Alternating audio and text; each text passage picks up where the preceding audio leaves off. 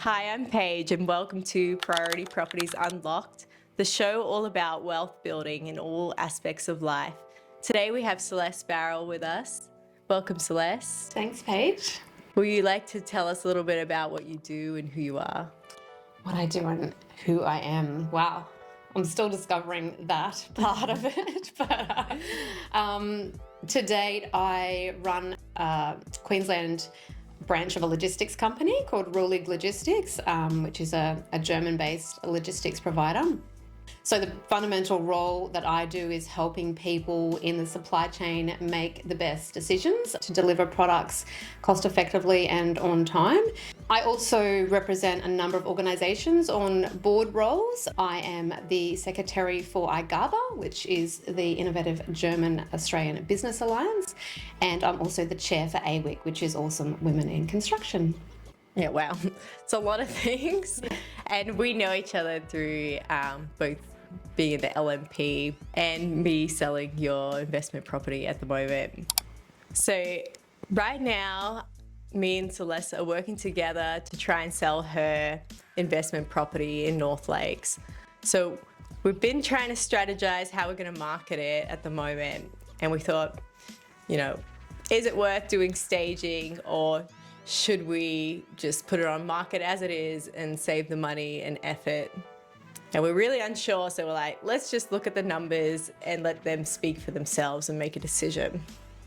So basically, if we had to move the tenants out and we had 2 months lost rent, that's about $6,500 there. The staging's $4,000. Painting another $4,000. Carpets and timber floor both $4,000 each, respectively. And then photography, $600. So already we're looking at not only the effort, but about $23,000 just on that. And we were really doing some research into the market of what it could sell for. And really, I don't think we could have gotten like 50 to 100 grand without doing also a bathroom for 2 bathrooms and a kitchen renovation. So let's say, like, conservatively, that's another 40. So we're looking at $60,000 already to potentially make 50 to 100. So it's like, with all that work, is it worth it? So both thought, yeah, maybe leave it for the next person who's buying it to do. Exactly. And I just need to precursor that by saying that I had already decided in my mind that I was going to do this work. And my husband generally, if I've made up my mind about something, he just lets me go with it. So I think if I hadn't have appointed you as the agent and we hadn't have had that conversation, I more than likely would have just gone ahead and done it. Because I can be quite headstrong about things, and I was convinced that I would maximize the return if I did that. But when you did the numbers and you sent that through, I think my husband probably needs you around more often. Personally, because I think within 5 minutes of reading the common sense and the data, I was like, that's a really bad idea, Celeste. And so I just straight away went, yeah, we're not doing it. And then my husband was like, oh, thank God, because I think he really thought the same thing at the heart of it. But didn't know how to articulate it or win the argument. I think it's really bad because a lot of other agents that I've seen have been pushing this stuff to be done, and they're very convincing. So they're like, oh, you're going to make all this money, it's going to be great. But really, they probably just want to film themselves walking through your home and put it on their social media. Some drone footage. Yeah, exactly. So it's and you're paying for it. So it's you're always going to think what's the agenda behind what someone's trying to convince you to do? And, is it worth it? Yeah. So Celeste, you're a really impressive person. You do so many things, so many extracurriculars. You're obviously in a pretty high-powered job. You've got a family. So how do you balance all of this? I don't.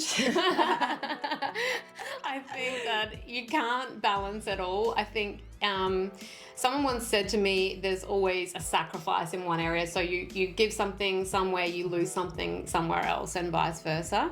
So I think it's about understanding what you're doing and what the purpose is for that particular endeavor. So I mentioned to you when we were catching up that this year I really wanted to say to myself, is this something that brings me pleasure or purpose? And if it fits neither of those categories, I need to be more selective with my time. But certainly one of the things I've learned to do is doing one thing at a time.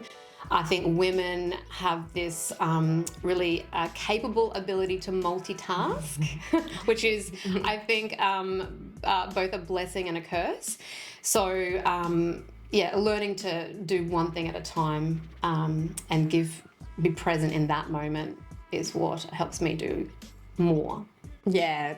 And I think I like what you said about how you're asking yourself whether it's like your passion or, you know, it doesn't give you purpose and how you're choosing what you want to do. Because, you know, personally, I have struggled with how I'm orientating my goals.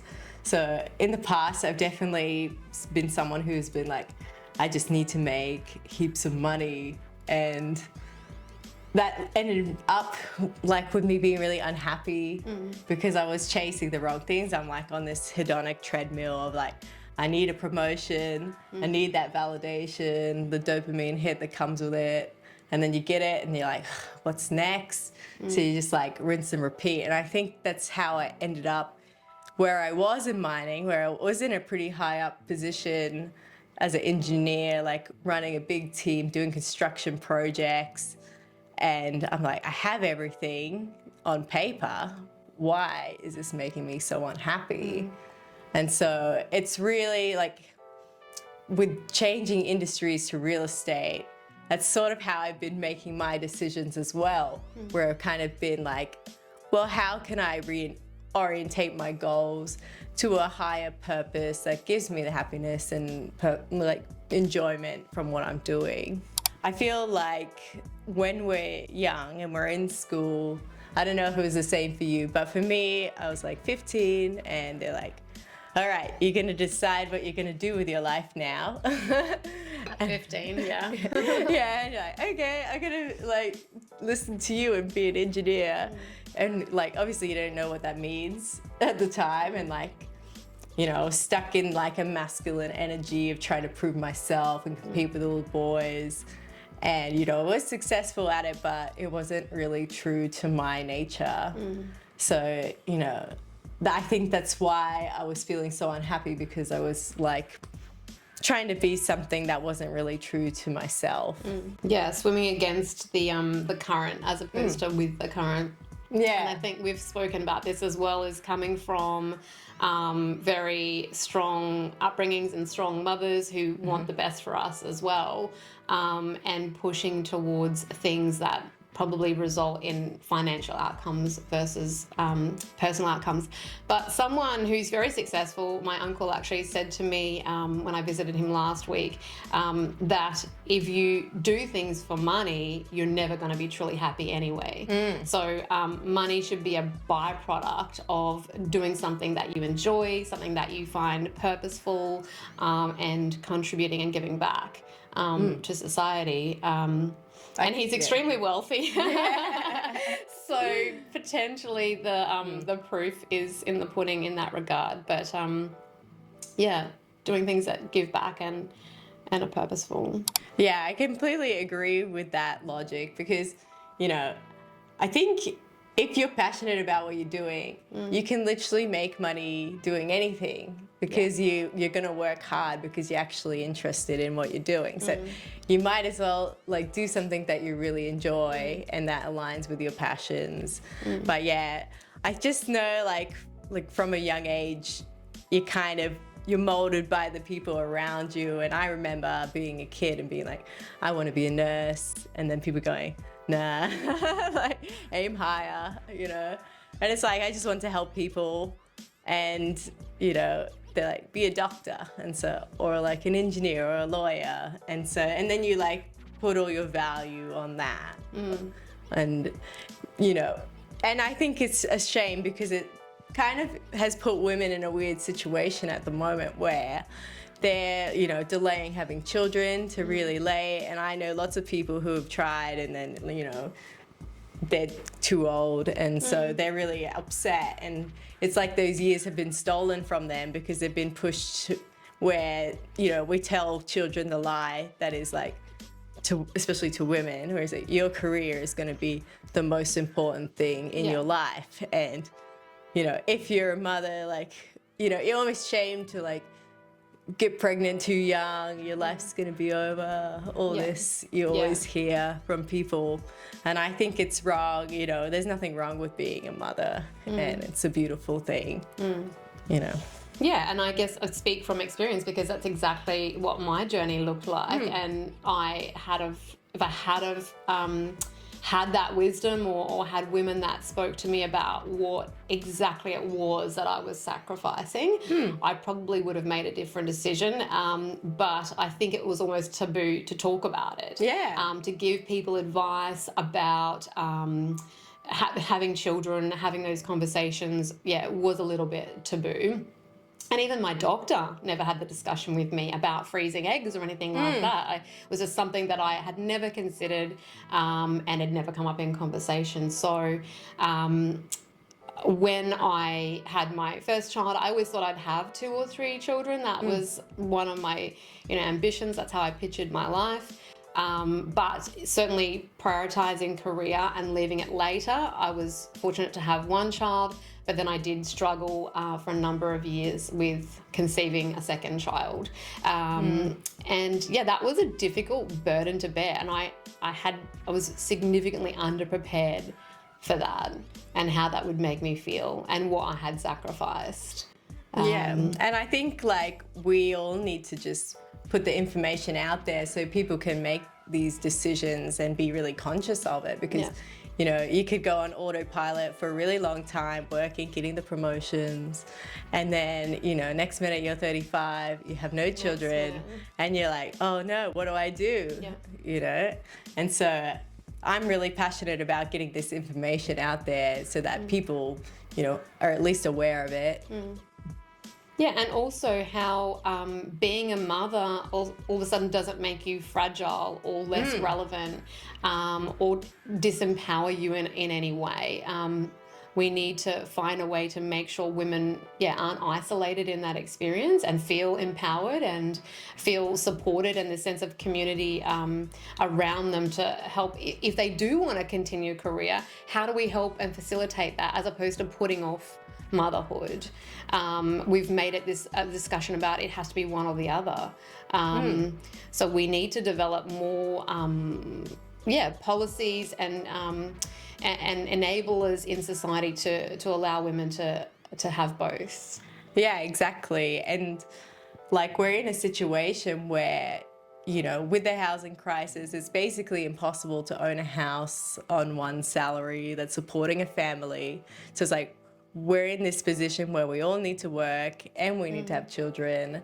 And so we need policies to back this up. And like you were saying to me earlier about different countries who give money to grandparents the same way childcare would, so that they can be reimbursed for the time that's being put into rearing the children, and probably in a better environment with people that they know, you know, and just making it easy for mothers to have both. And I think the workforce has come a long way as well, where there's lots of flexible work arrangements now, especially post-COVID, where it has made it a lot easier. And one of the things I really love about the real estate industry is that it is super flexible.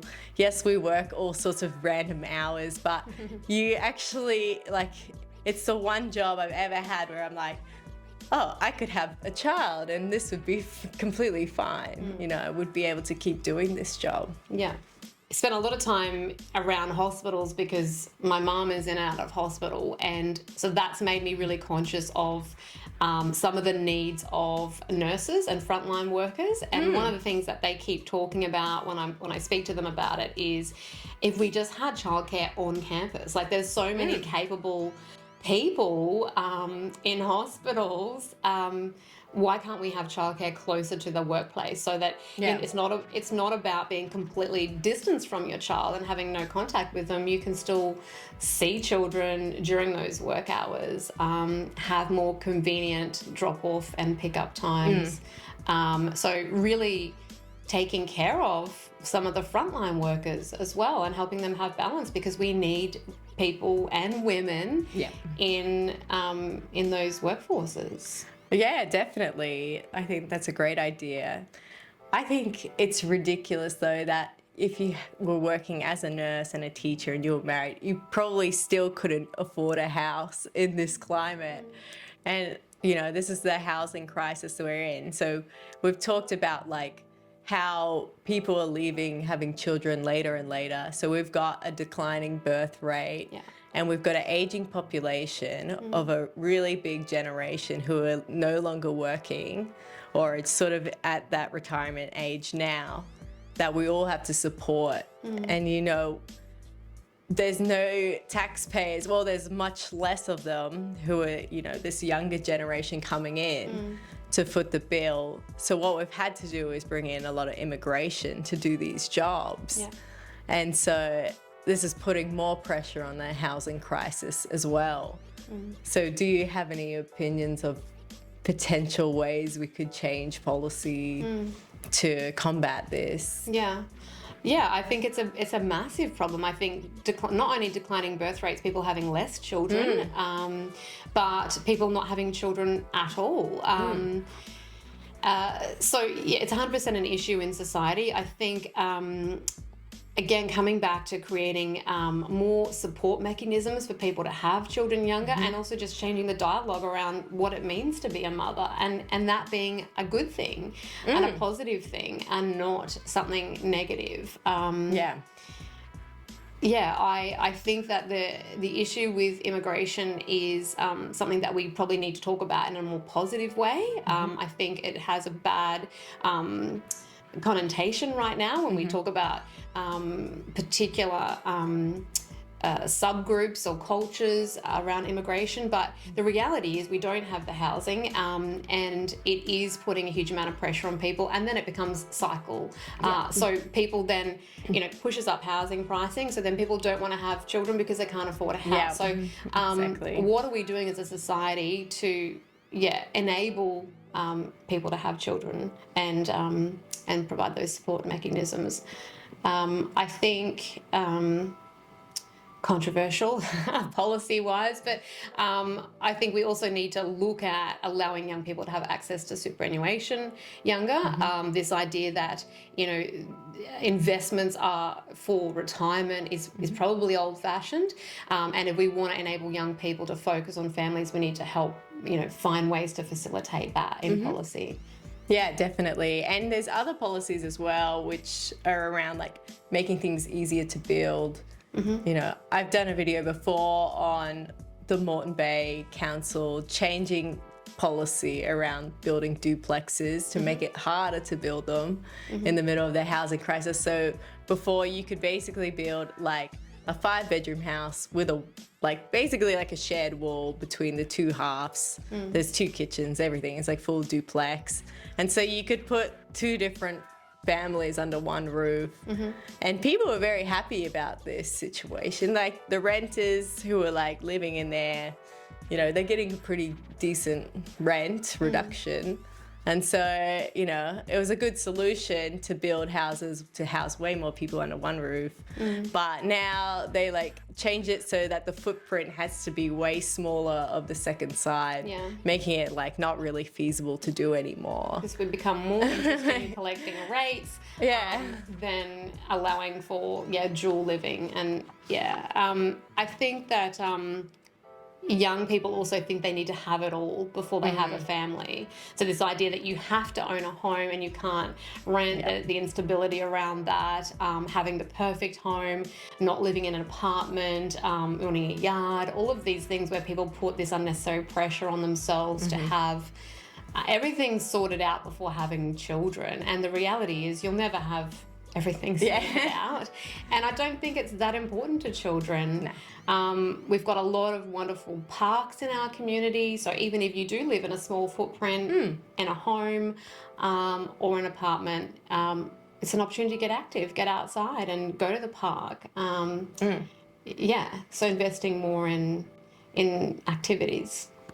I think what we're seeing as well, and it's a bit of a shift in culture for Australians, that maybe it was like more socially acceptable in other cultures, but having multiple generations living in the same home. Yeah.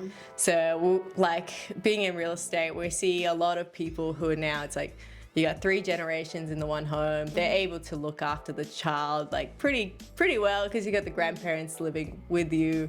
So, you know, that seems to be a pretty good solution. So the type of houses that we're building, actually a bigger houses, they kind of have like 2 different quarters on different ends. Yeah, so that living. you got like the grandparents, the parents, the children. Yeah, I think dual living is a completely feasible solution. And the reality is we were never designed as a culture to live by ourselves in a home and raise a child by ourselves. Like we come from tribal backgrounds.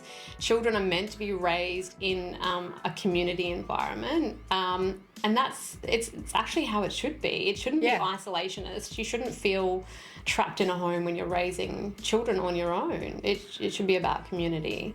Yeah, I totally agree. And I think that's something that has gone wrong, you know, in the last like 50 years, let's say, where people have become really individual based and less community focused. And there's been like an attack on like family units. And you just, like you see more and more where people don't really talk to their relatives much outside of like the immediate family circle. And I just think it's a real shame. And, you know, with less people going to churches and things like that, like what's bringing people together anymore? Yeah. You know?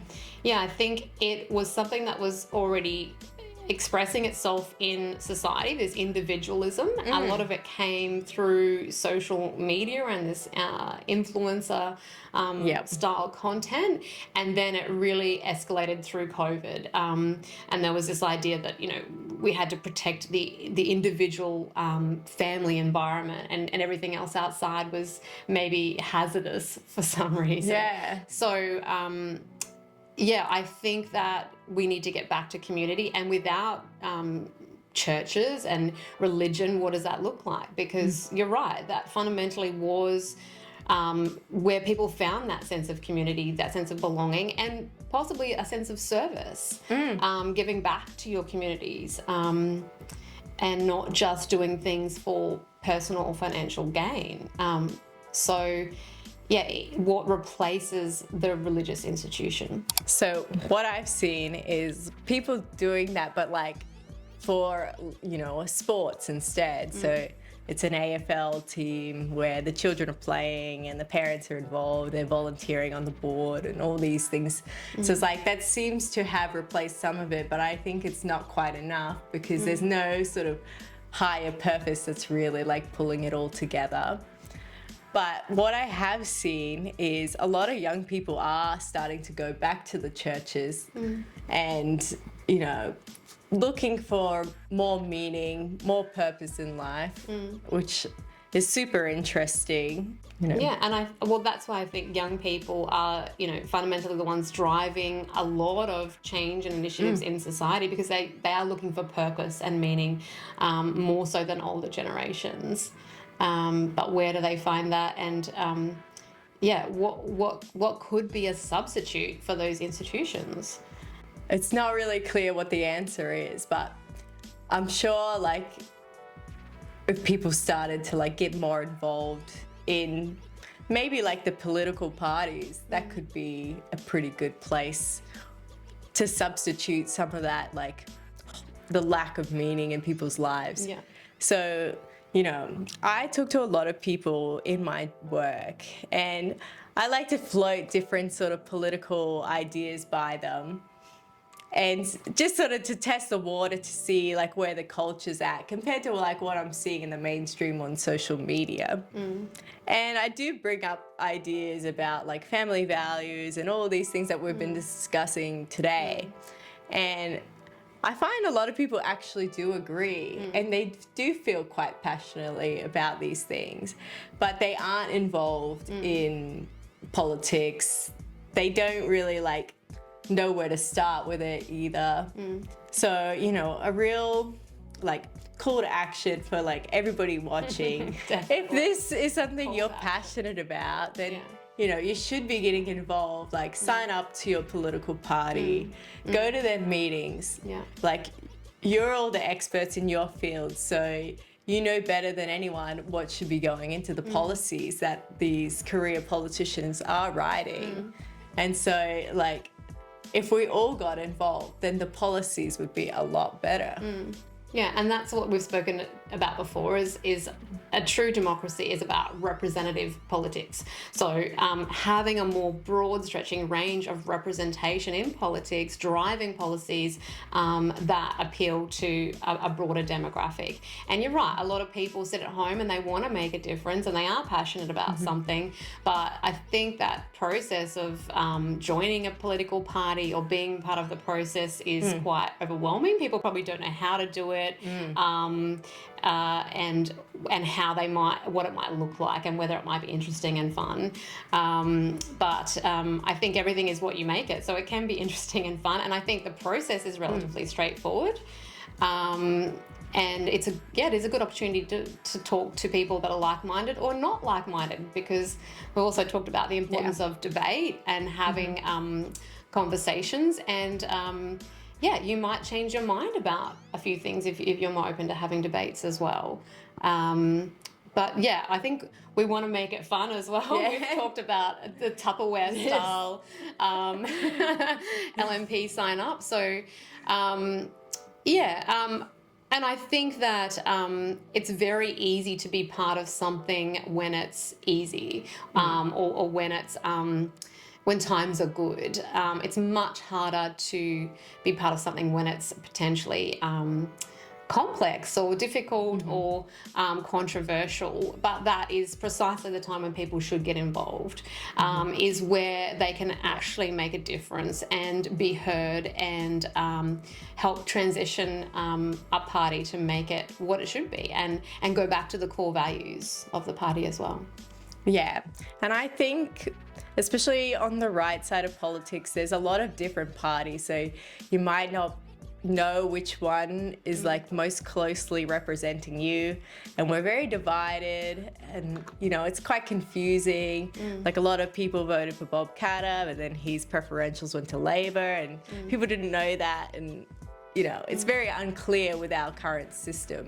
So I think what we need to do, even if like say the big party, the LNP, wasn't your cup of tea, like especially in the last federal election, if we all got involved and we all started to like share our expertise in our field, you'd make really good policy, and then it would be a great party that represented you. Yeah, well, you have to make something what you want it to be. You can't just sit there and be unhappy that it doesn't represent you. And going back to the house and doing my renos, you know, I was hell-bent on renovating the house in the way that I saw fit, but potentially it would have been better to leave someone else come in and influence how they wanted to style the house, and that would have presented more value for them. So I think you need to be part of the change you want to see, and that everything has the capacity to be influenced and changed and represent, broader opinions of society. Exactly. Well, that's the beauty of like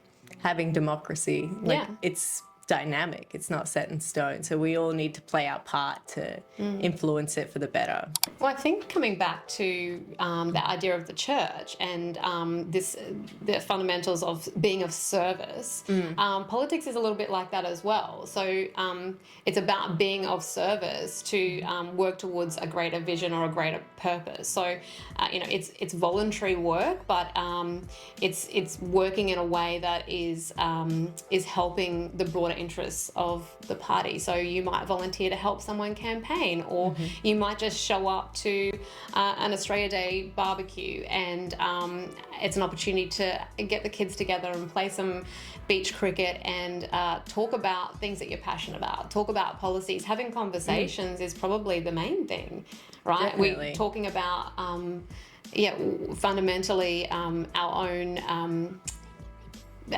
core passions, what we believe in, our why. I think we were talking about understanding your why and helping drive those positive debates about where society is. Exactly. Like, I think anyone can book a meeting with their local member and tell them what they care about, and then they'll have that idea in their mind when it comes down to a policy debate, and they may even use you as an example. And so, you know, I've been involved with the YLMP, which is the Young LMP, and basically, you know, they do very similar like sort of debates about policy as the normal LMP. And so they basically are allowed to like raise a motion, and they get up and talk, and then like somebody else will come up and, you know, debate the other side of it. And it may keep going on until there's a vote and they all decide whether they're for or against the motion. And so this actually goes properly up the chain, and they actually consider this when they're writing the policies. Yeah, 100%. And you can volunteer for board roles. You can put yourself for committee roles and chair roles. And you're right, the policy is created on the floor through a process of voting, and those votes subsequently come from conversations and debates that happen behind the scenes. So nothing happens in isolation. It's a complex chain. But it's also fun. Like, you know, you get to meet really interesting people and people that are either like-minded or not like-minded. Regardless, it's, you know, a good opportunity to grow your network and debate important topics. Yeah, and I think it really solidifies your own opinions when you can talk about it with other people, hear the other side, and then you can make your own decision on what you believe in. Yeah, helps you articulate what it is that you think. But likewise, I might completely change my mind about something, you know? Yeah. So, if you don't have those conversations, if you're dependent on social media and a lot of push media that's driving opinions, you get a very one-sided view of politics. Yeah, I think we all need to be very careful about what we're consuming online, because the algorithm is just going to take you more and more extreme, and then we become more divided. And then it's like, if we're not a united country, you know, we're much easier to influence and control. So, you know, it's sort of, you know, in some people's best interest that we're not a united, like, patriotic country, because then, you know, we're all going to be quite apathetic when things happen. We're not going to riot. There's no protest, you know. So I think we all just need to be aware of what we're consuming. Yeah, you're right. And we talked about the echo chamber and the significance of that in personal networks and why it's good to diversify your personal networks. But that's the same for algorithms and social media. It does become an echo chamber. Getting a varied range of opinions about something helps you really formulate your own thought process. Yeah, definitely. So Celeste, you've got a child, you know, who's growing up in this world with technology and social media. Yeah. How do you sort of feel about, you know, iPads and all these things that are kind of like put into children's hands from a really young age? Yeah. And how that might be like impacting their development? Yeah. Yeah, I guess the science is not there yet to really understand what the true impacts are. And I think in 20 years' time, we will have a better understanding of the ramifications of it. And certainly as a working mother, I do often use that as a tool to distract my child if I'm working or I'm making dinner. And so I'm definitely guilty of parenting with an iPad. And having a son, he's well and truly into his gaming era. Oh, yeah. And he's very competitive. And I think that boys in particular, they need sports, they need this competitive element in their life. So gaming is taking on this this need or this desire. But you definitely notice a mood shift in your children when they are on devices. My son, can be almost kind of zombie-like when you're trying to ask him to do something and he's engrossed in something else. We're very sensible, and by we I mean my husband, because he's the IT expert in the house, at creating rules and restrictions around what he looks at. So he has a lot of background mechanisms where he filters what things he can and can't search for. And then the other thing we do is we have really meaningful discussions around things that are inappropriate. So instead of just saying no, you can't look at that, we sit down as a family, and a good example was a game he was using that involved guns, and he was really upset he couldn't play it. Friends in his age group had been playing it. So we said, okay, well, let's sit around, let's all look at it. And so my husband and I sat down, he started playing the game, and instantly I felt uncomfortable about it. So we had a conversation about why that made us as parents uncomfortable and why it should probably make him feel uncomfortable. And then he made the decision to not play the game. Yeah, wow. And then we blocked it from his iPad. So I think making children part of those conscious decisions is a lot better than just saying no. It delivered a good outcome. Yeah, because then they can understand fully why the decision's being made, and you're treating them with respect, like as an adult, where you're giving them some say, some free will in the matter. Not disempowering. Yeah, I think that's important. Yeah. And I went to a talk recently that the L&P was running, and it was basically leading into the digital ID issue that has sort of been rolled out at the moment. And so basically the talk was on the impact of like video games and iPads and that on children's brains. Yeah. And so they have run some tests on, and basically like on the children, it basically lights their brain up with dopamine and activity when they're doing these things, even if they're looking at like an educational video on a screen. And then what happens is the receptors get too much stimulation and the blood flow restricts, and they actually start to get this brain damage that's the same as like cocaine addicts or someone with porn addiction, things like this. So it like completely changes their brain. Well, it's addiction, and anything that triggers a hormonal reaction or dopamine to the brain is generally then something that can become addictive. And children wouldn't be able to recognise what addiction looks like.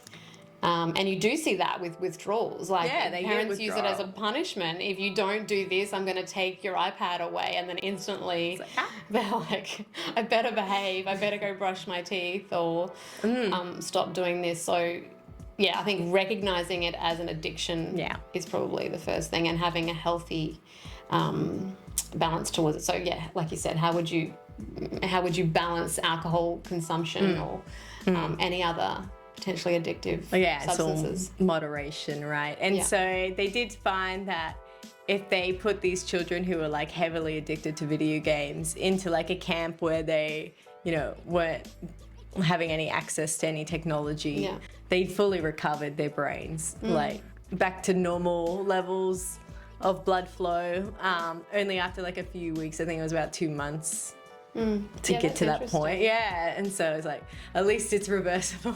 It's reversible. Brain damage.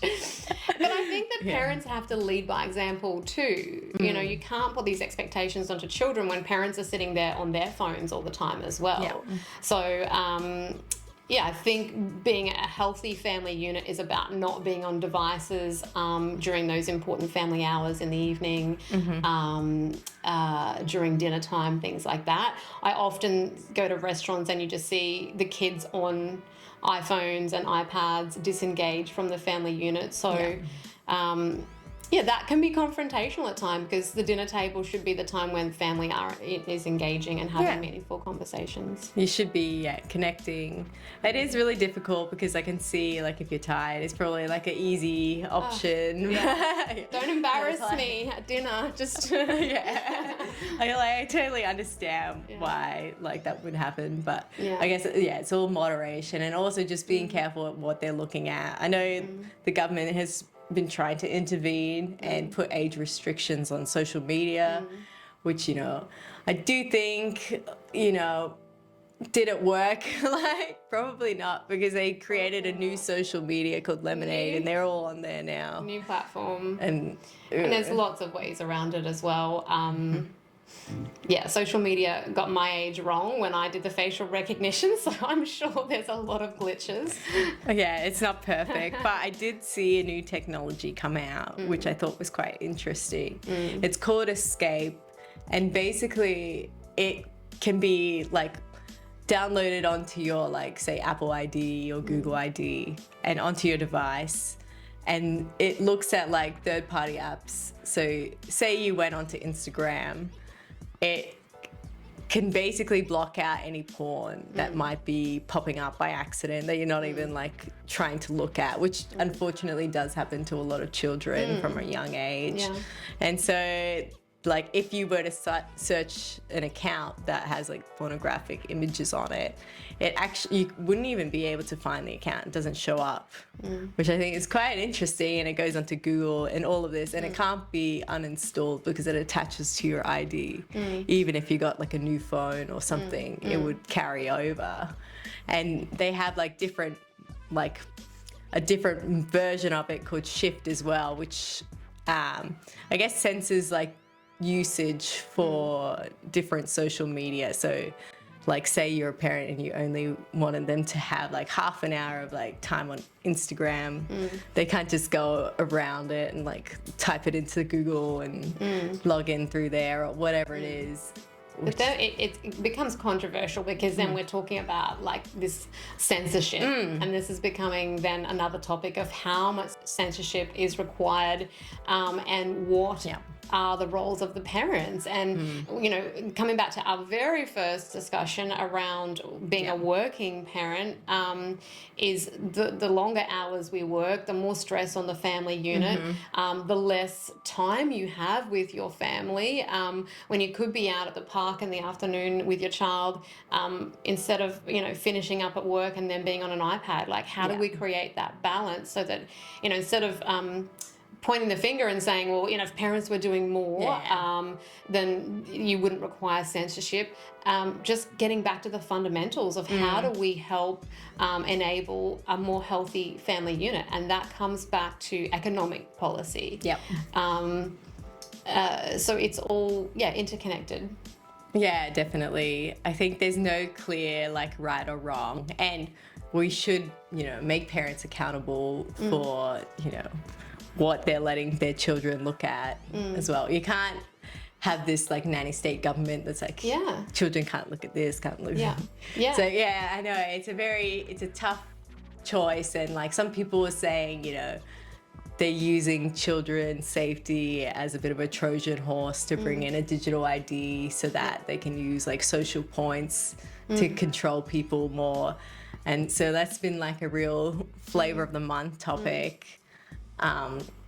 Yeah, and they talk about a lot about the negative impacts of social media on children, but I think you talk to a broad range of young people, they would say that there's a lot of negative impacts for not having it, because unfortunately we have lost our ability to have, you know, conversations and more social cohesion. So children have used social media to connect with other children. So taking away that connectivity in a really disempowering way, I think is likely to have a pretty significant impact in the long term on those that particular cohort of children, similar to the cohort that came through COVID and were very disconnected, and we're seeing that translate into, you know, how they behave in society and how they see the world.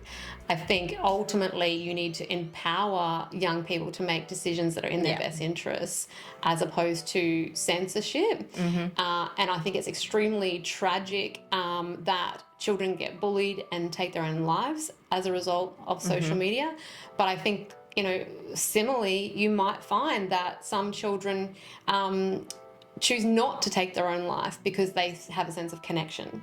I think loneliness and isolation can have significant health impacts for children as well. So there's many sides to an argument. Yeah, it's complicated. It's not like black and white of what the clear way forward is. But I think if we all got more involved in these policies that we are rolling out, like this digital ID that's kind of flopped, you know, maybe we would have thought, like, foresee what would have actually happened a bit sooner, and then come up with something better. Yeah, well, we're rushing policies right now. Like, every policy that comes into play seems to be rushed, erratic. It seems to be a knee-jerk reaction to something. It's not well thought through, research, studied. Public opinion is not being considered. It needs to be a more democratic approach to policy making. And I think, coming back to what you were saying, that means more people involved in that decision making process. And you can only do that by being involved with a political party and helping drive those decisions and discussions. Yeah, definitely. Today's conversation really highlights a lot of things that I've been thinking about lately.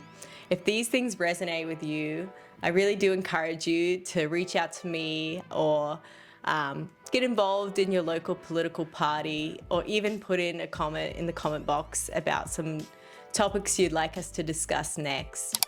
Thanks, Celeste, for joining us. This has been a really great conversation. Yeah, thanks, Paige, for having me and coming up with the concept of including me on this podcast. No worries.